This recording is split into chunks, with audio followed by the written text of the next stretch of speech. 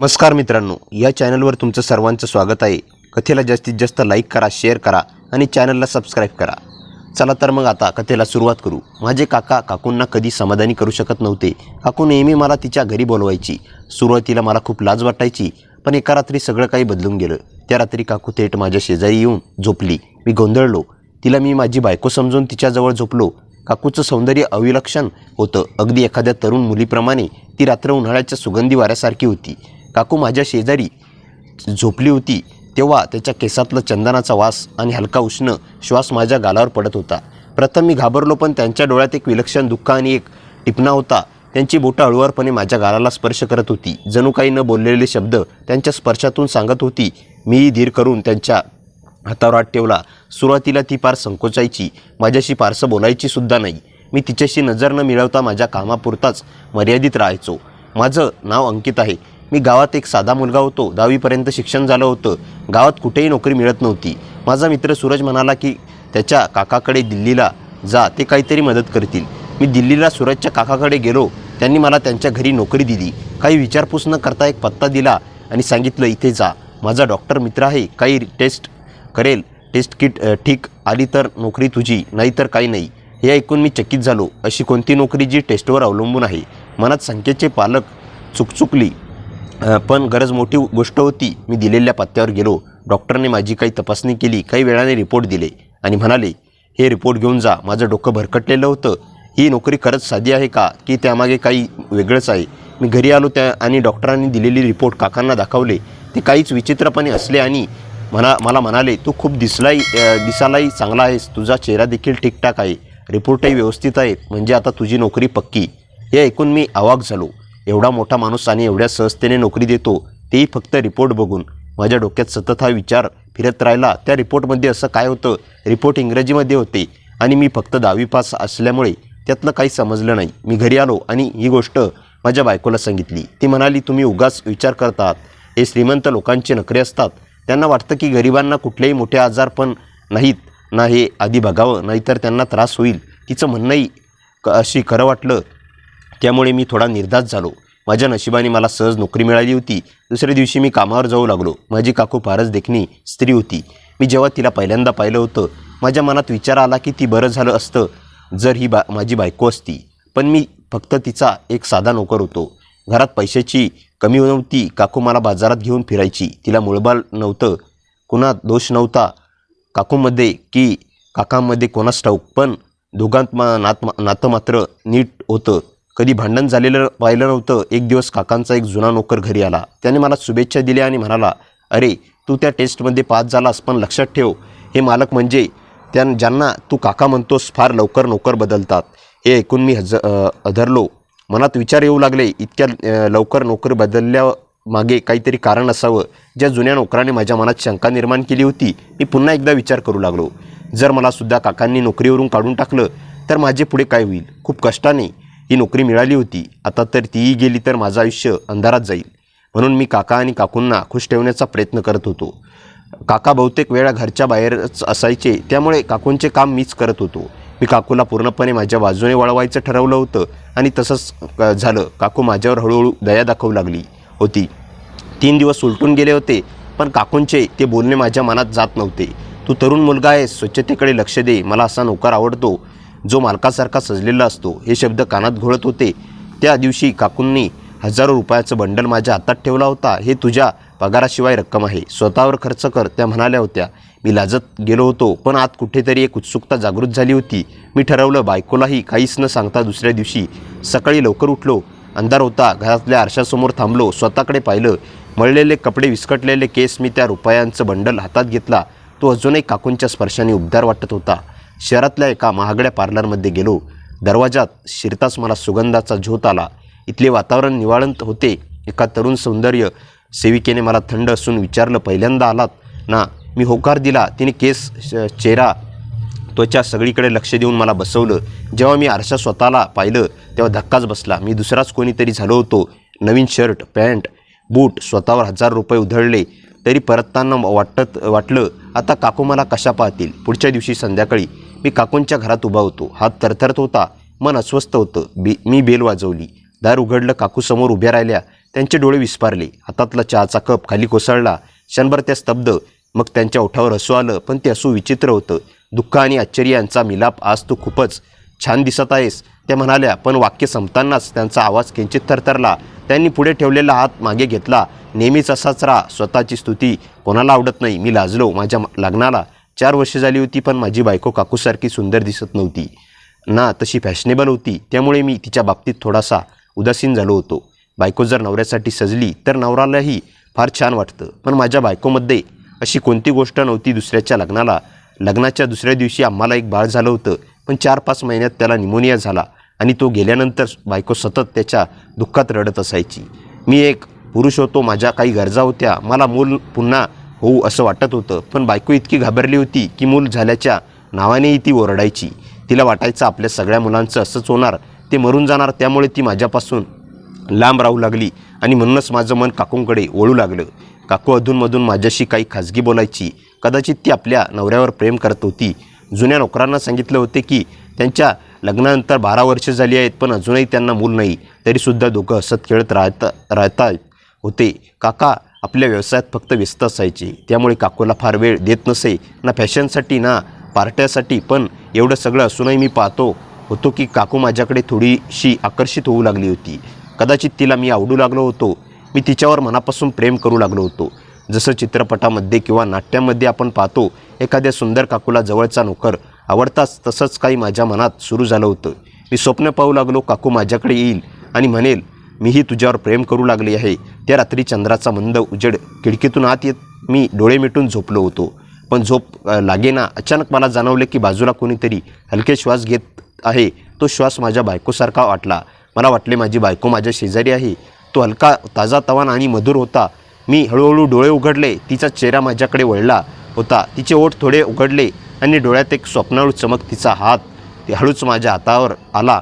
तो हात गरम आणि मऊ होता. माझं हृदय जोरात धडधडू लागलं. तिने काही बोलण्याच्या आतच मी तिची बोटे हातात घेतली. तिने हसून माझ्याकडे पाहिलं. ते हसून निरागस पण आतून खोल गर्जना करणारे होते. ती म्हणाली, तुला माहीत आहे का, मी किती दिवसापासून तुझ्यासाठी इथे येण्याचा विचार करत होते. तिचा आवाज किंचित थरथरत होता. मी तिला जवळ ओढून घेतलं. तिच्या केसात हात फिरवला. तिचा सुगंध माझ्या भोवती पसरला. हळुवारपणे माझ्या छातीवर डोके ठेवले. मी थांबू शकत नाही स्वतःला. मी तिच्या कपाळावर ओठ ठेवले. त्या रात्री आकाशातले तारेही हळवे झाले होते. जणू तेच आमचेच गुप्त भेट पाहत होते. मी तिला जवळ ओढून घेतले. तिच्या केसात हात फिरवला. तिचा सुगंध माझ्या भोवती पसरला. तो गुलाबी उन्हाळा आणि धुक्याच्या सकाळच्या मंद सुगंधासारखा होता. ती हळुवारपणे माझ्या छातीवर डोके ठेवताच माझे हृदय तिच्या धडधडीशी गाठ बांधू लागली. माझ्या बोटाने तिच्या कपाळावर एक निशब्द प्रेम कविता लिहिली. मी तिला हळूहळू ओठांचा स्पर्श करत जवळ घेतले. प्रत्येक श्वास तिच्या गालावर सरकत होता. त्या रात्री आकाशातले तारेही हळवे झाले होते. जणू त्यांनी आपली चमक कमी केली होती, फक्त आमच्यासाठी एकांत निर्माण करायला. चंद्रही ढगामागे लपला होता. तो आमच्या या प्रेमाचा साक्षीदार राहिला. तिच्या श्वासांच्या उभेत मी हरवून गेलो आणि वेळ थांबला अशी प्रार्थना करत होतो. पण काकू एक गरीब नोकर असलेल्या माझ्या डोळ्यात कशी येऊ शकते हा विचार मनात येताच मी थोडा लाजलो आणि माझ्यात एक भ्रम म्हणून स्वीकारला. परंतु आज काकू माझ्याकडे पाहून हसत असे. मला सारखी सारखी तिच्या खोली कामासाठी बोलवत असे. ती मला सतत त्यांच्यासमोर ठेवून हसत असायची. परंतु मी काही विचारलं की मी एक नोकर होतो आणि मला या नोकरीची गरज होती, म्हणून मी चुपचाप सर्व काही करत होतो. एक दिवस काकू अचानक आजारी पडली. मी तिला रुग्णालयात नेलं आणि काकांना कॉल केला. त्यानंतर काही विचित्र घडामोडी घडल्या. काकू रुग्णालयातून बाहेर आले. ते खुश होऊन हसत होते. दुसऱ्या दिवशी मला नोकरांनी सांगितले की काकू प्रेग्नेंट आहे. काकांनी सर्वांसाठी मिठाई दिली आणि पैसेही दिले. हे पाहून मी आनंदी होतो, परंतु हाच माझा अंतिम आनंद होता. त्यानंतर काकूंनी मला एकदाही भेट नजरेतून पाहिलं नाही. ती फक्त निशब्द दूर झाली. काकूचं काम आता अधिकतर नोकरांनी करत होती. काकूंनी बाहेर जाणं कमी केलं आणि त्यामुळे आमचा संवाद तुटला. काही दिवस मी काकूंना विचारू इच्छित होतो, कारण मला तिला पाहायची सवय लागली होती. मी काकूंना खूप विचारायला लागलो होतो. कदाचित मी तिला प्रेम करत होतो, पण मी एक नोकर होतो आणि मला नोकरी करावीच लागली. त्यामुळे मी माझ्या कामावर लक्ष केंद्रित केलं. काही वेळाने तो दिवस आला ज्या दिवशी काकूंना पुन्हा एक मुलाला जन्म द्यायचा होता. पण काका आधीप्रमाणे आनंदी नव्हते. ते चिंताग्रस्त आणि अस्वस्थ दिसत होते. मला समजत नव्हतं की काकांना मुलाच्या जन्माचा आनंद का होत नाही. मी ज्या दिवशी माझं पहिलं बाळ पाहिलं त्या दिवशी मी आकाशात तरंगत होतो, पण काका प्रत्येक वेळा चिंतित होते. एका रात्री काका मला आपल्या खोलीत बोलावून म्हणाले, ही पोटली तुझ्याजवळ ठेव. आज रात्री माझी बायको मुलाला जन्म देईन आणि तू तिच्या जागी ही पोटली ठेव. त्या बाळाला चोरून उचलून घेऊन जा, कुठेतरी नदीत फेकून दे. मी काकांना कधीच कोणतेही प्रश्न विचारले नव्हते, म्हणून आज मी काकांना हे विचारले नाही की तुम्ही ज्या मुलासाठी 12 वर्षे वाट पाहिली त्याला का मारू इच्छिता. मी त्याच्या आज्ञेला मान हलवली, परंतु मी वारंवार हाच विचार करत होते की काका आपल्याच मुलाला का मारू इच्छित आहेत. माझं हृदय सहन करत नव्हतं की मी कोणत्याही लहान जीवाला त्याचा हक्क कसा काढू शकतो. मी अगदी तणावात होतो. मला काय करावं सुचत नव्हतं. रात्री काकूंनी एका मुलीला जन्म दिला. काका घरीच होते, म्हणून ते काकूंना रुग्णालयातून घरी परत घेऊन आले आणि मला सांगितले की तू जसं सांगितलं तसं कर. काकूंनी बाळाला जन्म दिला. त्यानंतर मी शांतपणे त्यांच्या खोलीत गेलो. काकूंचे डोळे बंद होते. मी तिला बारकाईने पाहिलं. अजूनही काकू सुंदर दिसत होती. तिचा सुंदर चेहरा पाहून माझं मन करू लागलं की काकूच्या चेहऱ्याला हाताने स्पर्श करावा, पण आपली अवकात आठवली. मी एक नोकर होतो आणि मला काकांच्या सांगण्यावर कार्य करावं लागत होतं, कारण त्यांनी मला हे काम केल्याचे पैसे दिले होते. मी शांतपणे काकूच्या जवळ जाऊन काकांनी दिलेल्या पोटलीला ठेवून बाळ उचललं, पण काकू जागी झाली आणि मला पाहून हसली, अगदी त्याचप्रमाणे जसं मी तिला आधी हसून पाहायचो. मी बाळ उचलून माझ्या भाऊमध्ये लपून घेतलं. काकूंनी बाळाला माझ्या भाऊत पाहिलं आणि म्हणाली, तुला मारायचं आहे का. मी शांत राहिलो. काकूंनी मला मग विचारलं, हे तू सर्व आपल्या काकांच्या सांगण्यावरून करत आहेस. मी मान हलवली. काकूने माझ्याकडे पाहिलं आणि म्हणाली, हा माणूस अत्यंत क्रूर आहे आणि त्यांच्या सांगण्यावरून मी तुझ्यावर बेडवर गेले होते, पण आता तो त्यांचा मन वळवतो आहे. त्याला आता या बाळाची गरज नाही. तिचा आवाज ऐकून मी थोडा घाबरलो. माझ्या बेडवर आणि तुम्ही हे कसं काय सांगत आहात. काकू म्हणाली, तुझ्या काकांनी या बाळाला मारायचं आहे कारण त्याचं ती बाळ नाही, परंतु तू का मारू इच्छित आहे. तूच तर त्या बाळाचा खरा बाप आहेस. हे होऊन मी अगदी सुन्न झालो. मी एक साधा नोकर या बाळाचा बाप कसा होऊ शकतो. मी काकूला म्हणालो, तुम्ही खोटं बोलत आहात. तुम्हाला तुमच्या बाळाला वाचवायचं आहे म्हणून तुम्ही मला या बाळाचा बाप ठरवत आहात, जेणेकरून मी त्याला जिवंत ठेवून. मी एक साधा नोकर आहे. मी तर तुम्हाला कधी स्पर्श केला नाही. हे काकू हसत हसत म्हणाल्या आणि त्या म्हणाल्या, हे बाळ फेकू नकोस, कारण या बाळाचा बाप तुझा काका नाही तर तू आहेस, कारण तू मला कधी स्पर्श केला नाही. पण मी कधीतरी रात्र तुझ्या खोलीत तुझ्या बायकोच्या स्वरूपात राहिले होते. हे ऐकून गोंधळले. हे काय घडत होतंय. मी विचारलं, हे सर्व माझ्या स्वप्नात होतं का माझ्या मनात. प्रश्न तर होताच, पण काही वेळेस मला विश्वास ठेवायचा पर्याय नव्हता. मी काकांचं वागणं आणि काकूंच्या वागण्याकडे लक्ष देत होतो. आता त्याचं उत्तर देणं कठीण होतं. माझ्या मनात अनेक प्रश्न होते. काकू इतकी सुंदर असून काकांनी तिला आपल्या जाळ्यात अडकवलं हे विचारायचा प्रयत्न केला. काकू म्हणाली, हो मी सुंदर होते, पण एक गरीब घरात जन्मले होते. मी तुमच्या काकांच्या नाताळी होते आणि मी पैसे कमावण्यासाठी शहरात आले होते. इथेच तुझ्या काकांची माझी भेट झाली होती आणि मला अमीर होण्याची इच्छा होती. जेव्हा जेव्हा तुझ्या काकांनी मला विवाह प्रस्ताव दिला, मी लगेच होकार दिला, कारण मला लवकरच अमीर व्हायचं होतं आणि माझ्या आईबापांनाही लगेच मान्यता दिली. तुझ्या काकांनी लग्नानंतर माझी इच्छा पूर्ण झाली, पण काही वेळानंतर मला हे समजलं की तुझ्या काकांमध्ये बाळ जन्मण्याची क्षमता नाही. त्याने माझ्या सांगण्यावरून इलाज केले, पण कोणताही डॉक्टर त्याला हवं असलेला आनंद देऊ शकला नाही. मला आई होण्याची इच्छा होती. काकू थोडं शांत होऊन म्हणाली, तुझ्या काकांनी एक योजना बनवली. त्याला संपत्तीच्या वारसाची आवश्यकता होती. त्यासाठी तो काही करू शकत होता. तो तेव्हा आपल्या नोकराला वापरून एक भयंकर योजना करत होता. म्हणूनच तो प्रत्येक वेळेस नवा नोकर ठेवण्याची त्याची टेस्ट घेत होता. हे त्याला कळालं की तो बाप होऊ शकत नाही. त्या ऐतिहासिक योजनेसाठी तुझ्या काकांनी अनेक नोकर ठेवली, पण त्यातला एकही पसंत आला नाही. जो एकटा मला योग्य वाटला तो फेब्रुवारीमध्ये आणला होता. तो टेस्टमध्ये तू पास झाला होता, म्हणून तुला नोकर म्हणून ठेवण्यात आलं. काकू हसली आणि पुढे म्हणाली, तू कुठल्या वेळेस आला हे तुला जाणवायला नको होतं. तू तुझ्या पत्नीच्या नशिबानुसार नव्हे तर माझ्यासोबत होता. काका काकूला रात्रीच्या अंधारात माझ्या खोलीत पाठवायचा आणि स्वतः माझ्या बायकोला बेशुद्ध करून दुसऱ्या खोलीत लपवायचा आणि घराचा पहारा देऊन कोणालाही कळू देणार नाही असं करायचा. जोपर्यंत मी गर्भवती होत नाही तोपर्यंत तुझ्यासाठी पाठवत राहायचा आणि कोणालाही कळलं नाही म्हणून सकाळी हळूच मला परत खोलीत घेऊन जात असायचा. काही आठवड्यांनी तो त्याच्या योजनेत यशस्वी झाला. हा कारण डॉक्टरांनी चेकअपनंतर सांगितलं की मी आई होणार आहे आणि तो सगळ्यांचा आनंद सांगत होता की तो लवकरच बाप होणार आहे. काकूंची ही गोष्ट ऐकून मी आश्चर्यचकित झालो होतो. कसं एखादा माणूस आपली एक बायको एका नोकराकडे पाठवू शकतो, असं एखादा माणूस इतका नीच होऊ शकतो. पण मी काकूला किंवा काकांनाही प्रश्न विचारू शकत नव्हतो, कारण ते दोघे मला पैसे देऊन त्यांच्या खेळण्यात सामील करत होते. हा सर्व विचार करून मला अस्वस्थ वाटत होते. पण काकू आपल्या गोष्टीत मग्न होती आणि ती मला समजून घेत नव्हती. काकूने सांगितलं, तुझ्या काकांचा सगळा प्लॅन तेव्हाच फसला जेव्हा त्याला वारस मिळाला पण त्याच्या व्यवसायाला ठेस लागली. त्याला ज्या पैशासाठी वारस हवा होता तोच मित्र दुसऱ्या देशात पळून गेला आणि आता त्याच्याकडे पैसे नाहीत आणि व्यवसायही बंद आहे. आता त्याला हे बाळ नको आहे. हे मी ओरडलो. काकू स्वतःशीच म्हणू लागली, मी तुमची बायको आहे, नोकरानी नाही. मी तुमच्या इशाऱ्यावर नाचणार नाही. तुमचं काय, आधी तुम्ही मला नोकराच्या बाळापासून बाळ मिळवायला लावलं होतं. आता तुम्ही म्हणतात की तुम्हाला हे बाळ नको आहे. पण लक्षात ठेवा, मी तुम्हाला घटस्फोट देईल पण या बाळाला मारणार नाही. काकू खूप शांत झाली आणि मी उठून बाळ पुन्हा काकूंकडे ठेवलं.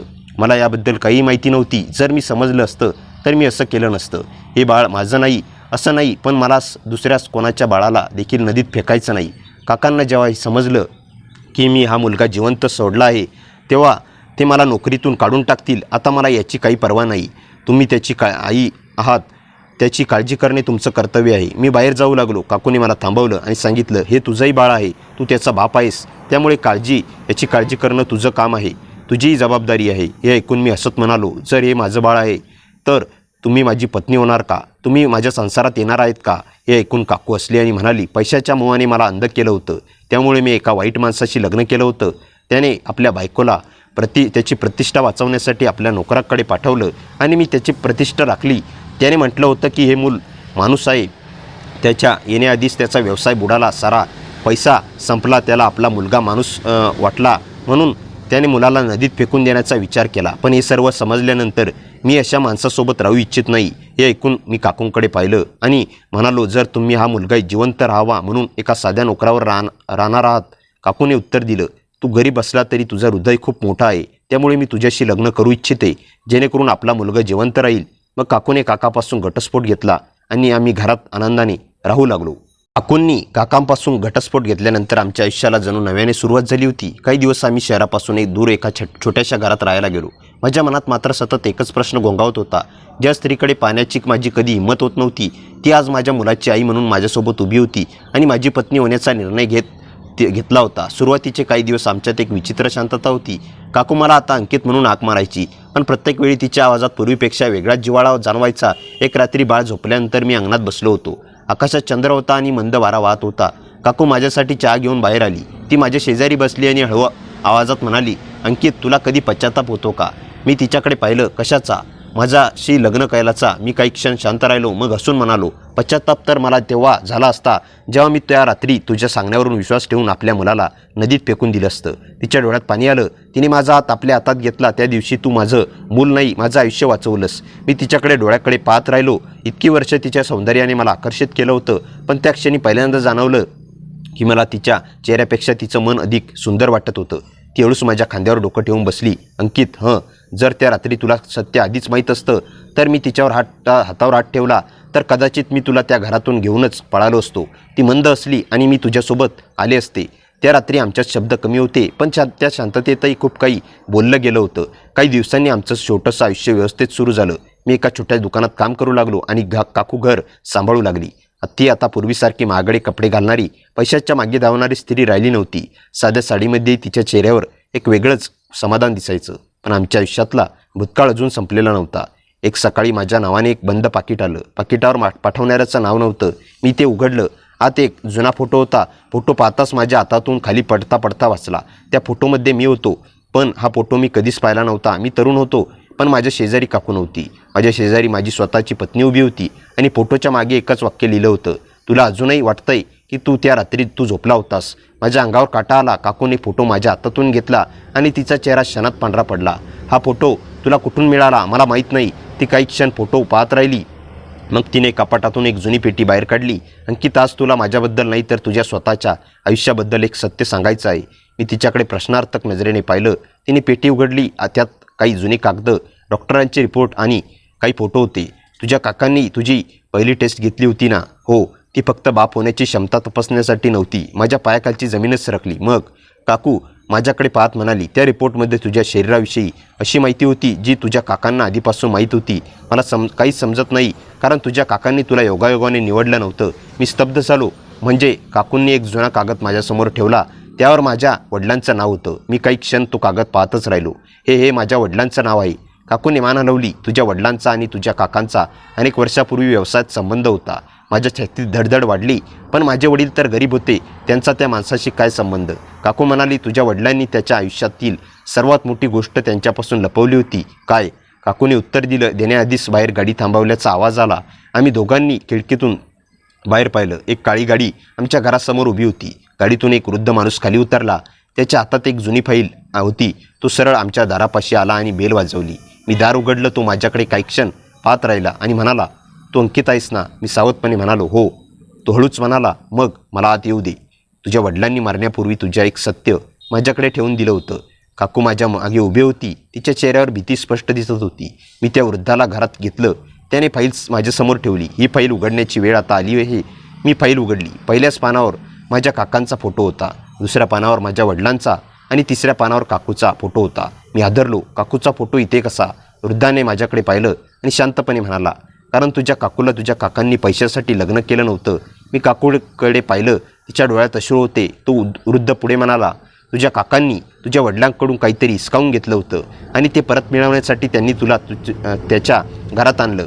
माझ्या हातातील फाईल थरथरू लागली. पण का?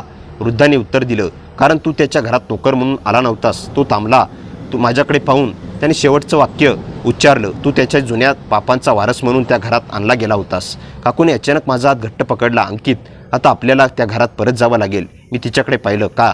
ती माझ्या डोळ्यात पाहत म्हणाली, कारण तुझ्या काकांचा मृत्यू झालेला नाही. माझं हृदय एका क्षणासाठी थांबल्यासारखं झालं. काय? ती कुजबुजली. आणि आज सकाळी मला त्याचा फोन आला होता. माझ्या अंगावर शहारा आला, कारण त्या फोनच्या शेवटी काकांनी फक्त एकच वाक्य म्हटलं होतं, माझं मूल जिवंत आहे, पण तो अंकितचा मुलगा नाही. काकांचा तो फोन ऐकल्यापासून माझ्या मनात एकही विचार शांत बसत नव्हता. माझ्या कुशीत झोपलेलं बाळ निरागसपणे श्वास घेत होतं आणि माझ्या बाजूला काकू शांत बसली होती. पण तिच्या डोळ्यातील भीती मला स्पष्ट दिसत होती. मी तिचा हात हातात घेतला आणि विचारलं, काकू, मला एकच सांग, काका जिवंत आहेत हे तुला आधीपासून माहीत होतं का? तिने माझ्याकडे पाहिलं आणि हळूच मान खाली घातली. हो. माझ्या मनाला धक्का बसला. मग मला का नाही सांगितलंस? ती माझ्या जवळ आली. कारण मला भीती होती की तुला सत्य कळलं तर तू माझ्यापासून दूर जाशील. पण सत्य काय आहे? तिने माझ्या डोळ्यात पाहिलं. हे बाळ फक्त तुझं आणि माझं नाही. या बाळामुळे अनेक वर्षापासून लपलेलं एक रहस्य बाहेर येणार आहे. मी काही बोलणार इतक्यात दारावर जोरात टकटक झाली. आम्ही दोघेही दचकून उठलो. रात्र खूप झाली होती. मी हळूच दाराजवळ गेलो. कोण? बाहेरून उत्तर आलं नाही. मी पुन्हा विचारलं. काही क्षणांनी दाराखालून एक लिफाफा आत सरकला. मी तो उचलला. त्यावर माझं नाव होतं, अंकित. मी लिफाफा उघडला. आत फक्त एक कागद होता. उद्या रात्री 12 वाजता जुन्या गोदामात एकटाच ये. तुझ्या बायकोला सोबत आणलंस तर तुझं बाळ वाचणार नाही. माझ्या हातातून कागद खाली पडला. काकूने तो वाचला आणि तिचा चेहरा बदलला. आपल्याला इथून लगेच निघावं लागेल. मी म्हणालो, पळून किती दिवस जाणार? प्रत्येक वेळी आपण पळत राहिलो तर सत्य कधीच समोर येणार नाही. ती माझ्याकडे पाहत राहिली. मग काय करणार? मी तिचा हात धरला. यावेळी आपण त्याच्याकडे जाणार नाही. त्यांना आपल्याकडे यायला भाग पाडू. काकूंच्या चेहऱ्यावर हलकंसं हसू आलं. ती आधी सारखी राहिलेला नाहीस. मी हसत म्हणालो, तुझ्यासोबत राहिल्यावर माणूस बदलतो. तिने माझ्या खांद्यावर डोकं ठेवलं. अंकित, मला अजूनही कधी वाटतं मी तुला आयुष्यात येऊन तुझं आयुष्य उद्ध्वस्त केलं. मी तिच्या केसावरून हात फिरवत म्हणालो, तू आली नसतीस तर मला माझं खरं आयुष्य मी कधीच मिळालं नसतं. तिच्या डोळ्यात पाणी आलं. ती माझ्या जवळ आली आणि म्हणाली, मग काहीही झालं तरी मला सोडू नकोस. कधीच नाही. त्या रात्री आम्ही फारसं बोललो नाही, पण आमच्या शांततेत एकमेकांवरचा विश्वास अधिक घट्ट होत गेला. दुसऱ्या दिवशी सकाळी तो वृद्ध पुन्हा आमच्या घरी आला. मी त्याला कालच्या पत्राबद्दल सांगितलं. त्याने कपाळावर आठ्या घातल्या. म्हणजे त्यांना कळलं की तू सत्य शोधतोयस. ते कोण आहेत? तो काही क्षण गप्प राहिला. तुझ्या काकांचा फक्त एक शत्रू नाही, त्याच्या मागे पूर्ण टोळी आहे. मी विचारलं, माझ्या वडिलांचा त्यांच्याशी काय संबंध? त्याने फाईल उघडली. तुझे वडील आणि तुझे काका एकत्र व्यवसाय करत होते, पण एका मोठ्या व्यवहारात तुझ्या वडिलांना कळलं की तुझा काका बेकायदेशीर पद्धतीने पैसा कमवत आहे. मग तुझ्या वडिलांनी त्याला थांबवण्याचा प्रयत्न केला. काकू शांतपणे ऐकत होती. वृद्ध पुढे म्हणाला, त्याच रात्री तुझ्या वडिलांचा अपघात झाला. माझ्या छातीत धस्स झालं. अपघात? तो माझ्याकडे पाहत म्हणाला, तो अपघात नव्हता. घरात काही क्षण पूर्ण शांतता पसरली. मी हळू आवाजात विचारलं, मग माझ्या वडिलांना? तो काही बोलला नाही. त्याच्या शांततेनेच मला उत्तर मिळालं. काकूने माझा हात घट्ट पकडला. अंकित, मी तिच्याकडे पाहिलं. मी ठीक आहे, पण मी ठीक नव्हतो. माझ्या डोळ्यासमोर माझ्या वडिलांचा चेहरा आला. त्यांना आयुष्यभर मी गरीब आणि असहाय्य समजत आलो होतो. ते कदाचित एका मोठ्या सत्यासाठी लढत होते. त्या रात्री आम्ही जुन्या गोदामाकडे निघालो. काकूला मी माझ्या जवळच ठेवलं होतं. बाळाला आम्ही विश्वासू माणसाकडे सुरक्षित ठेवलं. रात्री 12 वाजण्याच्या काही मिनिटांआधी आम्ही गोदामाजवळ पोचलो. आत पूर्ण अंधार होता. मी आवाज दिला, काका. काही क्षण शांतता. मग अंधारातून एक आवाज आला, अंकित. तो आवाज ऐकताच माझ्या अंगावर काटा आला. काका हळूहळू प्रकाशात आले. मी त्याच्याकडे पाहतच राहिलो. ते पूर्वीपेक्षा खूप बदलले होते. चेहरा क्रुश झाला होता. डोळ्यात झोप नव्हती, पण त्यांच्या चेहऱ्यावर अजूनही तोच अहंकार होता. ते माझ्याकडे पाहून म्हणाले, तू माझ्यावर रागावला असशील. मी असलो राग? तुम्ही मला कधी माझ्या स्वतःच्या मुलाला मारायला सांगितलं होतं? काही क्षण काका गप्प राहिले. मग त्यांनी काकूकडे पाहिलं. तिने तुला सगळं सांगितलं? काकू पुढे आली. सगळं नाही काका असले. मग आज मी सांगतो. ते माझ्याकडे पाहत म्हणाले, अंकित, तू ज्या बाळाला तुझं समजतोयस ते थांबले. माझ्या हृदयाची धडधड वाढली. ते तुझं बाळ आहे. मी सुटकेचा श्वास घेतला, पण पुढचं वाक्य ऐकताच माझ्या चेहऱ्यावरचं समाधान नाहीसं झालं. पण ते माझंही बाळ आहे. काकू दचकली. हे अशक्य आहे. काका असले. तुला वाटतं मी इतकी वर्षे फक्त एका वारसासाठी धडपडत होतो? मी त्यांच्याकडे पाहत राहिलो. मग सत्य काय आहे? काकांनी खिशातून एक जुना रिपोर्ट काढला. तुझ्या त्या पहिल्या टेस्टचे रिपोर्ट. मी रिपोर्ट हातात घेतला. काका म्हणाले, तू माझ्या घरात येण्याआधीच मला माहीत होतं की तुझ्यात काहीतरी वेगळं आहे. मी रिपोर्टकडे पाहिलं. त्यावर एक तारीख होती. ती तारीख पाहताच माझ्या डोक्यात जणू वीज चमकली. ती तारीख माझ्या जन्मतारखेच्या आधीची होती. मी थरथरत विचारले, हे कसं शक्य आहे?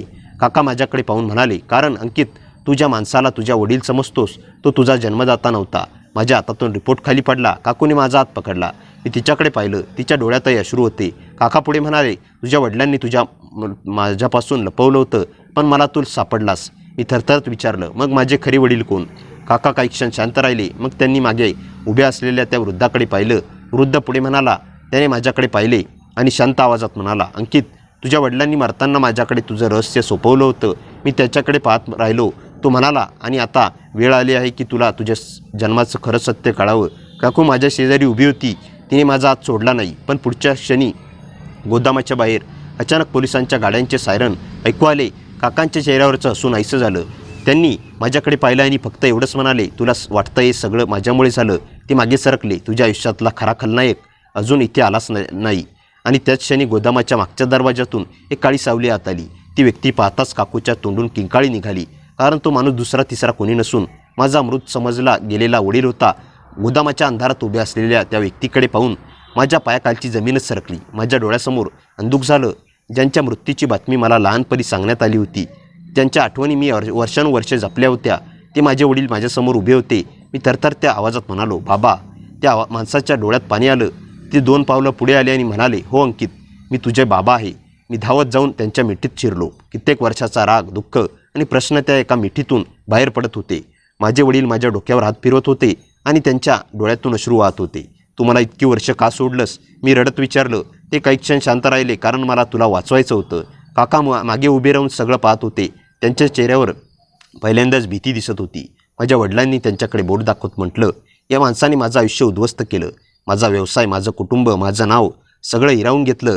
पण एक गोष्ट तो कधीच हिरावू शकला नाही, माझा मुलगा. मी काकांकडे वळलो. मग तुम्ही मला तुमच्या घरात का आणलं? काका काही बोलले नाहीत. माझ्या वडिलांनी उत्तर दिलं, कारण त्याला वाटलं होतं की तू त्याच्या हातात आलास की माझ्यापर्यंत पोचण्याचा मार्ग त्याला मिळेल. काकू माझ्याजवळ आली. म्हणजे माझ्याशी लग्न करण्यापासून अंकितला नोकर म्हणून ठेवण्यापर्यंत हे सगळं. माझे वडील गंभीर आवाजात म्हणाले, हो, पण एक गोष्ट मात्र त्यांना माहीत नव्हती. काकूंनी विचारलं, काय? अंकितला त्या घरात पाठवण्याआधीच मी त्यांच्यावर लक्ष ठेवत होतो. माझ्या अंगावर शहार आला. म्हणजे माझ्याबद्दल सगळं माहीत होतं? हो. मग माझ्या बायकोबद्दल? वडिलांनी माझ्याकडे पाहिलं. तुझ्या आयुष्यात जे काही घडलं त्यात काय तुझ्या काकांचा हात होता, पण तुझ्या बायकोला या कटाची पूर्ण माहिती नव्हती. मी काही क्षण शांत राहिलो. काकू माझ्या हातात हात घेत म्हणाली, अंकित, आता तुला सगळं कळलं पाहिजे. मी तिच्याकडे पाहिलं. काय? ती हळू आवाजात म्हणाली, त्या रात्री मी तुझ्या खोलीत गेले होते तेव्हा तुझ्या काकांनी तुला फक्त एकदाच माझ्याजवळ पाठवलं नव्हतं. माझ्या डोळ्यांसमोर पुन्हा त्या रात्रीच्या आठवणी चमकून गेल्या. काकू पुढे म्हणाल्या, त्यांनी मला अनेक वेळा तुझ्याजवळ पाठवलं, पण त्या सगळ्या रात्रीचा उद्देश फक्त एक होता, तुला वारस निर्माण करण्यासाठी वापरणं. मी डोळे मिटले. माझ्या आयुष्यात घडलेली प्रत्येक विचित्र गोष्ट आता एका धाग्याला जोडली जात होती. पण एक प्रश्न अजूनही माझ्या मनात होता, काका माझ्या मुलाला का मारू इच्छित होते? माझे वडील पुढे आले, कारण माझ्या त्या मुलाला जन्मानंतर त्या सगळ्यात मोठा गुपित उघड होणार होतं. मी म्हणालो, कसलं गुपित? वडिलांनी काकाकडे पाहिलं. काका शांत होते. वडिलांनी त्यांच्या हातातून एक छोटी काळी पेटी घेतली. ती माझ्यासमोर ठेवली. ही पेटी तुझ्या काकांनी 12 वर्षापूर्वी लपवली होती. मी ती उघडली. आत काही कागद, एक जुनी पेनड्राईव्ह आणि एक फोटो होता. फोटो पाहताच माझ्या अंगावर काटा आला. त्या फोटोमध्ये काका, माझे वडील आणि अजून एक तिसरा माणूस उभा होता. मी तिसऱ्या व्यक्तीकडे बघतच राहिलो. तो चेहरा मला कुठेतरी पाहिल्यासारखा वाटत होता. मी विचारलं, हा कोण? काकूने फोटो पाहताच चेहरा झाकला नाही. हे शक्य नाही. मी तिच्याकडे पाहिलं. तुला हा माणूस माहीत आहे? तिने हळूच मान हलवली. हो. कोण आहे तो? ती उत्तर देणार इतक्यात बाहेर गोळीबाराचा आवाज झाला. सगळे दचकले. माझ्या वडिलांनी लगेच दिवे बंद केले. सगळे खाली बसा. गोदामाबाहेर अनेक लोकांच्या पावलांचा आवाज येत होता. काका अचानक हसले. तुम्हाला वाटलं मी एकटाच आहे. माझ्या वडिलांनी त्यांच्याकडे रोखून पाहिलं. तू अजूनही तोच मूर्खपणा करतोयस. काका म्हणाले, नाही, यावेळी मी खेळ माझ्या हातात नाही. तेवढ्यात गोदामाचा दरवाजा जोरात उघडला. काही माणसं आत आली. मी काकूला माझ्या मागे घेतलं, पण त्या लोकांच्या पुढे जो माणूस उभा होता त्याला पाहून माझ्या श्वासांचा ठावच लागेला. फोटोमध्ये तो तिसरा माणूस माझ्यासमोर उभा होता. तो माझ्याकडे पाहून हसला. अंकित, मी काही बोलू शकलो नाही. तो माझ्याजवळ आला आणि म्हणाला, तुला तुझ्या जन्माबद्दल जे सांगितलं गेलं आहे त्यातलं निम्मही खरं नाही. माझे वडील संतापले. त्यांच्यापासून दूर राहा. तो माणूस हसला. तुम्ही अजूनही त्याला सत्य सांगायला घाबरता. मी वडिलांकडे पाहिलं. बाबा, आता काही लपवू नका. ते शांत झाले. त्या माणसाकडे माझ्याकडे पाहून एकच वाक्य म्हटलं, तुझा जन्म योगायोग नव्हता. अंकित, माझं हृदय जोरात धडधडू लागलं. मग माझा जन्म कशासाठी झाला? तो माझ्या डोळ्यात पाहत म्हणाला, कारण तुझ्या जन्माआधीच तुझ्या नावावर कोट्यवधीची संपत्ती लिहून ठेवण्यात आली होती. मी स्तब्ध झालो. काका अचानक ओरडले, गप्प बस. पण तो माणूस थांबला नाही. आणि तुझ्या काकांनी ती संपत्ती मिळवण्यासाठी तुझ्या वडिलांना संपवण्याचा प्रयत्न केला. माझ्या वडिलांनी डोळे मिटले. काकू माझ्याजवळ आली. तिने माझा हात धरला. माझ्या हातात तिची बोटं थरथरत होती. मी तिच्याकडे पाहिलं. तुला हे सगळं आधीपासून माहीत होतं? तिच्या डोळ्यातून अश्रू आले. सगळं नाही, पण काहीतरी चुकीचं आहे मला जाणवत होतं. मी तिचा हात घट्ट पकडला. आता काही झालं तरी आपण एकत्र राहू. ती काही बोलली नाही, फक्त माझ्या खांद्यावर डोकं ठेवलं. पण त्याच क्षणी त्या माणसाने आमच्याकडे पाहून एक वाक्य म्हटलं आणि काकूचा चेहरा पूर्ण बदलला. अंकित, ज्या स्त्रीला तुझी पत्नी समजतोयस तो थांबला. माझं हृदय थांबल्यासारखं झालं. तिचंही तुझ्या जन्माच्या रहस्याशी एक नातं होतं. मी काकूकडे पाहिलं. ती माझ्याकडे पाहत होती. तिच्या डोळ्यात अपराधीपणा होता. मी थरथरत्या आवाजात विचारलं, काकू, तू माझ्यापासून अजून काय लपवलं आहेस? ती काही बोलणार इतक्यात बाहेरून पुन्हा गोळीबाराचा आवाज झाला. सगळे लोक घाबरून खाली वाकले आणि त्या गोंधळात माझ्या हातात एक काळी पेटी अचानक गायब झाली. कोणीतरी ती माझ्या हातातून हिसकावून घेतली होती. ती मागे वळून पाहिलं आणि तिथे फक्त एकच व्यक्ती उभी होती, माझी पत्नी. ती माझ्याकडे पाहत होती आणि तिच्या हातात एक काळी पेटी होती. माझ्या स्वतःच्या पत्नीच्या हातात ती काळी पेटी पाहून माझ्या अंगावर काटा आला. काही क्षण मला तिच्यावर विश्वासच बसेना. ज्या स्त्रीला मी माझ्या आयुष्यातील सर्वात जवळची व्यक्ती समजत होतो तीच माझ्यासमोर उभी राहून माझ्यासमोर सत्य लपवत होती. मी थरथरत्या आवाजात विचारलं, ही पेटी तू का घेतलीस? ती काहीच बोलली नाही. काकू तिच्याकडे पाहून हसली आणि म्हणाली, तू इतकी वर्ष याच दिवसाची वाट पाहत होतीस ना? माझी पत्नी काकूकडे पाहून हसली. हो. माझ्या छातीत धस्स झालं. पण सगळं खरं आहे. ती माझ्याकडे वळली. अंकित, मला तुझा द्वेष नाही, उलट मी तुझं आयुष्य वाचवण्यासाठी हे सगळं केलं.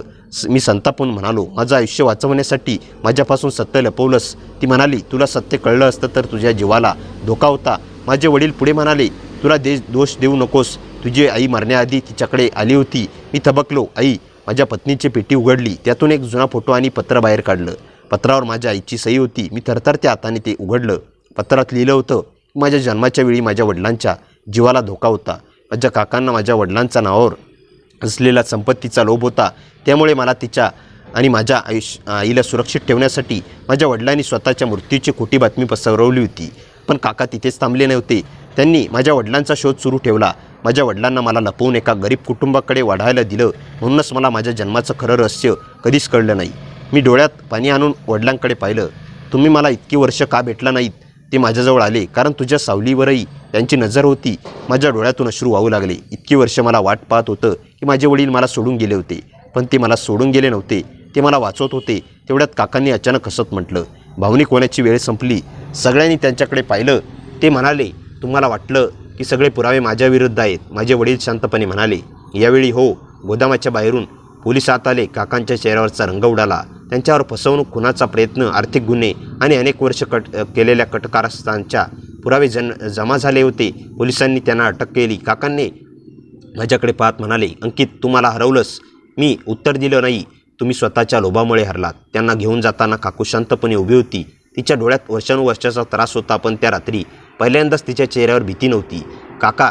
काही महिन्यांनी न्यायालयीन प्रक्रिया सुरू झाली आणि काकांचा सगळा गैरव्यवहार उघड झाला. त्यांच्या नावावर असलेली बरीच मालमत्ता जप्त झाली आणि कायदेशीर हक्क त्यांचा होता त्यांच्याकडे परत करण्यात आली.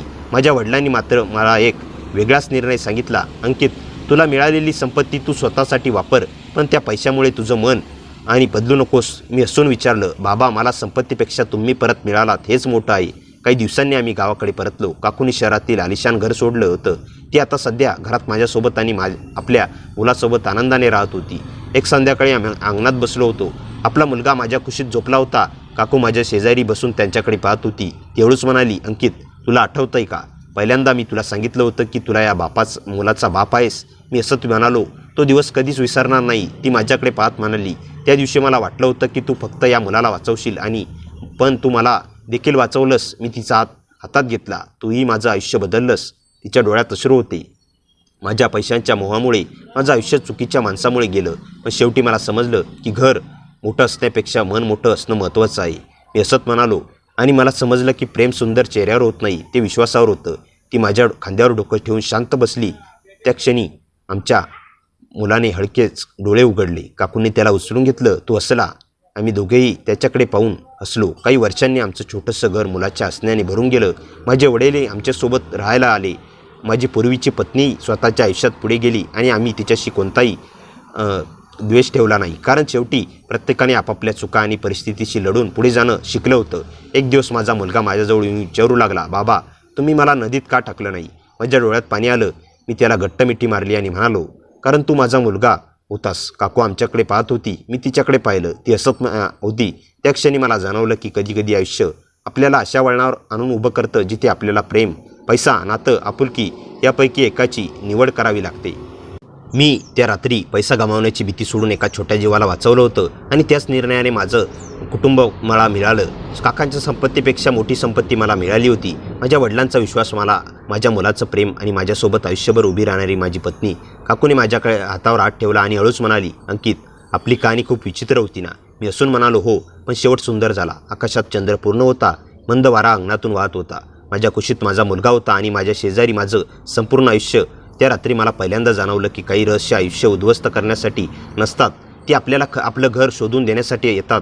आणि अशा प्रकारे माझ्या आयुष्यातील सर्वात मोठं रहस्य संपलं. पण एका गोष्टीने मला आयुष्यभरासाठी शिकवलं, पैशाने माणूस मोठा होतो नाही, तर संकटाच्या वेळी घेतलेल्या निर्णयाने त्याची खरी किंमत ठरते. मित्रांनो, कथा कशी वाटली कमेंटमध्ये नक्की सांगा. कथेला जास्तीत जास्त लाईक करा आणि हाईप करा आणि आपल्या मित्रमैत्रिणींमध्ये शेअर करा. आणि हो, चॅनलवर नवीन असाल तर चॅनलला सबस्क्राईब करायला विसरू नका. भेटूया पुन्हा अशाच इंटरेस्टिंग आणि धमाकेदार कथेसह. तोपर्यंत हसत राहा, खुश रहा. धन्यवाद.